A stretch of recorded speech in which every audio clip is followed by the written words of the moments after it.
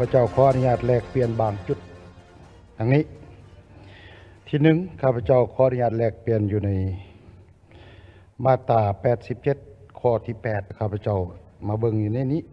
ก็ยังหลายอันที่จะต้องได้มีคำเห็นแลกเปลี่ยนจุดที่หนึ่งแล้วมันข้อที่8นี้การพิจารณารับห้องโครงประกอบโครงจักรของคณะกรรมการปกครองและนครหลวงแขวงการแต่งตั้งและการยกย้ายนี้ข้าพเจ้าเสนอให้เพิ่มว่าพิจารณารับห้องเอาการเสนอเนาะโครงประกอบโครงจักรให้เพิ่มว่าการเสนอ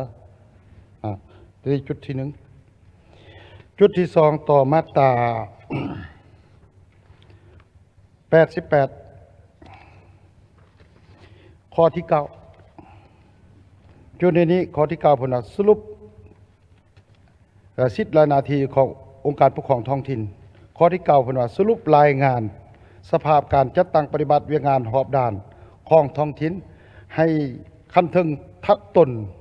อย่างเป็นปกติข้าพเจ้ายักเพิ่มอยู่บนว่า ให้รายงานคันถึงทัดตนและสภาประชาชนแขวงเพราะว่าสภาประชาชนแขวงเขาจะบ่เป็นสายตั้งขององค์การปกครอง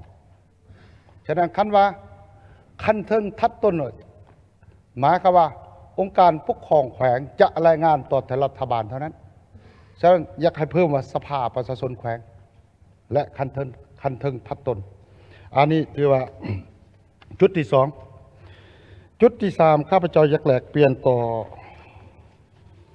หมวดที่11หมวดที่11นี้เวียกงานนั่นถือว่ากวดก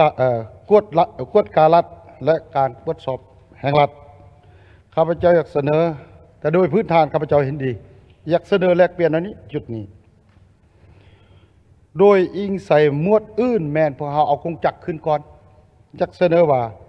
หมวดที่11นี่คือว่าองค์การกวดการรัฐและองค์การตรวจสอบแห่งรัฐแล้วใส่ว่ามาตราที่130ใส่ว่าองค์การกวดการรัฐแม่นองค์การอะไรมาตรา103ครับมาตรา103ให้ใส่ว่าองค์การกวดการรัฐแม่นอะไรแล้วจังมาใส่ว่าการกวดการรัฐใช่นะเพราะว่าหมวดอื่นนะพวกเขาเอาคงจักขึ้นก่อนองค์การปกครองแขวงองค์การปกครองท้องถิ่นบอกหรือว่าองค์การอัยการบอกหรือว่าองค์การหรือว่าศาลประชาชนหาองค์การขึ้นก่อนแต่จุดนี้พวกเขาเอาเวียกหันขึ้นก่อนซะนะอยากเสนอและเปลี่ยนไปเฮาว่าองค์การกวดการรัฐและองค์การตรวจสอบแห่งรัฐจะขึ้นก่อนแล้วก็สำหรับเนื้อในแต่ละมาตรานะครับพระเจ้าเห็นดีแต่อยากให้เลี่ยงไปตามแบบนั้นเนาะ